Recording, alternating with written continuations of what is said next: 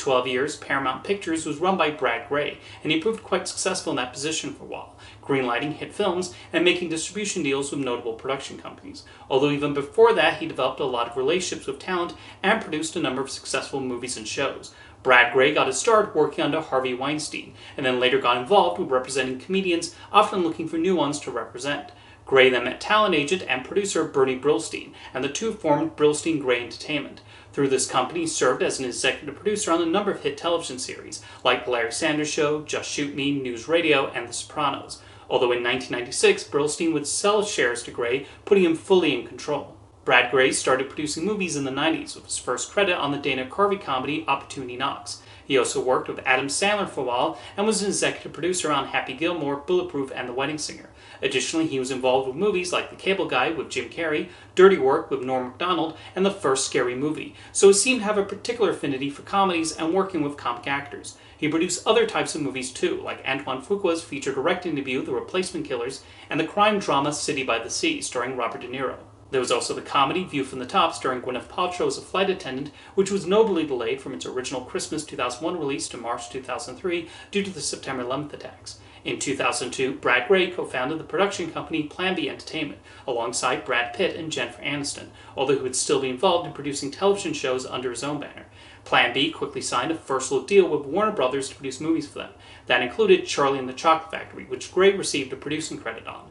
Not long after the release of the Hong Kong action film Infernal Affairs, Pitt and Grey bought the rights to make an English-language remake for WB and eventually signed Martin Scorsese to direct. Shortly before that movie started filming in 2005, Brad Grey accepted an offer to become the new CEO of Paramount Pictures. Because of this, he would leave Plan B and his own namesake television production company. However, he would retain a producing credit on The Departed and Running with Scissors, as well as an executive producer credit on the assassination of Jesse James by the coward Robert Ford. He also kept his credit on The Sopranos and even Real Time with Bill Maher long after he had nothing to do with the latter show.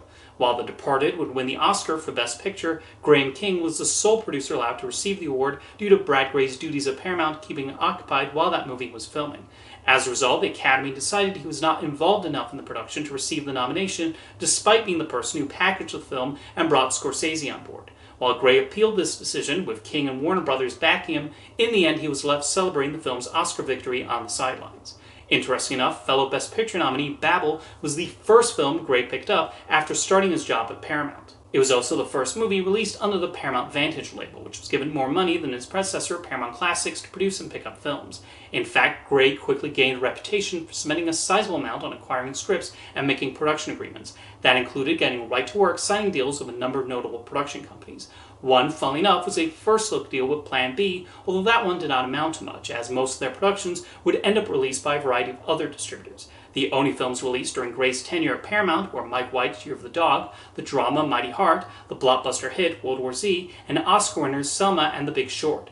Another one of his early deals was a distribution agreement with the newly formed Marvel Studios, for what would turn out to be the start of the Marvel Cinematic Universe. Paramount released Iron Man, Iron Man 2, Thor, and Captain America: The First Avenger, and even though Disney would eventually produce and release the films themselves and take the rights to those first few MCU films, Paramount got to keep the logo on the Avengers in Iron Man 3 and receive a percentage of the box office, which proved quite lucrative. Paramount would also acquire DreamWorks Pictures under Brad Grey's leadership, and even though DreamWorks Animation was already a separate company at this point and was not required to have its films distributed by Paramount, Jeffrey Katzenberg would sign his own deal with the studio.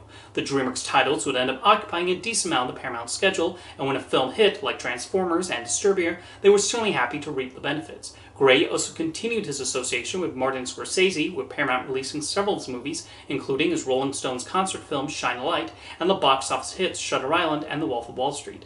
Another successful partnership was with J.J. Abrams and his Bad Robot Productions, which helped revive the Star Trek franchise, became involved with Mission Impossible, and produced other hits like Cloverfield and Super 8.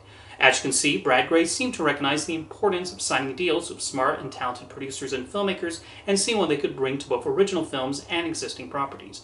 Paramount also seemed to work quite a bit with Warner Brothers on the distribution of some films. Although in the case of Watchmen, that was a movie Brad Grey had decided to put in turnaround after he came to Paramount. Then when Warner Brothers decided to pick it up, Paramount came back and after a bit of a legal fight, eventually got the international rights. Meanwhile, films like Zodiac, Sweeney Todd, and The Curious Case of Benjamin Button were released by Paramount domestically and by WB internationally. Some other notable films released by the studio during the first 5 years of Gray's tenure included Indiana Jones and the Kingdom of the Crystal Skull, Up in the Air, The Fighter, and True Grit. Gray seemed to have a genuine desire to have Paramount release a mix of commercial fare that ranged from action to comedies to dramas to animation.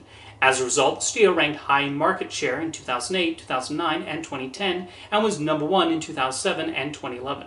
Although a major reason Paramount was number 1 in those years was because of their association with DreamWorks as well as the Marvel Studios deal, because things would change dramatically after those ended. In 2008, DreamWorks Pictures decided to split from Paramount and return to becoming an independent company. And while they would continue to work together on some films, they eventually signed a new distribution deal with Disney. However, Paramount would retain the rights to the DreamWorks Pictures library up to that point, including continuing to make sequels to their movies like Transformers and Anchorman without them.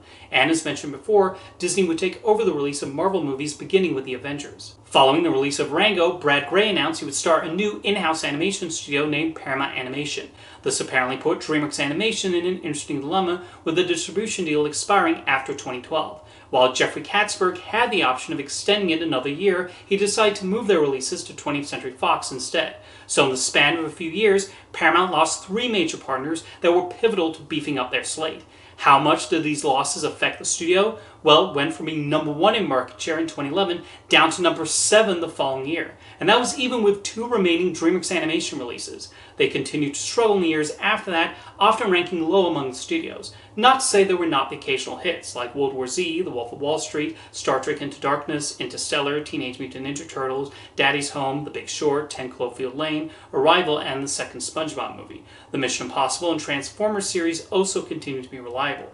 However, there were a lot of flops and underperformers. Even Star Trek Beyond and the Ninja Turtles sequel pulled in disappointing grosses, as did Zoolander 2 and Martin Scorsese's Silence, so the latter was always going to be a tough sell. Monster Trucks was a particularly infamous flop, a film that was frequently delayed, and even came from an idea conceived by the 4-year-old son of Paramount president Adam Goodman.